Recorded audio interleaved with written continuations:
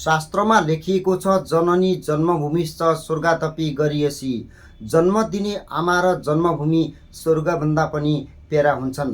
आज माता तीर्थ औँसी, आमाको मुख हेर्ने दिन। आज मिति विक्रम सम्वत 2083 वैशाख 4 गते, 2026 अप्रिल 17 तारिक।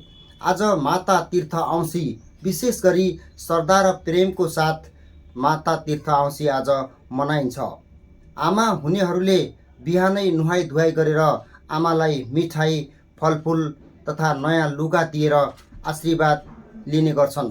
आमा हुनेहरूले बिहानै नुहाई धुवाई गरी आमालाई टीका लगाएर फलफुल दिएर आमाबाट आशीर्वाद लिने गरिन्छ। आज माता तीर्थ औँसी अर्थात् आमाको मुख हेर्ने दिन। आमा भन्दा ठुलो संसारमा केही पनि छैन। कतिको आमा छन् होला, कतिको छैनन् होला।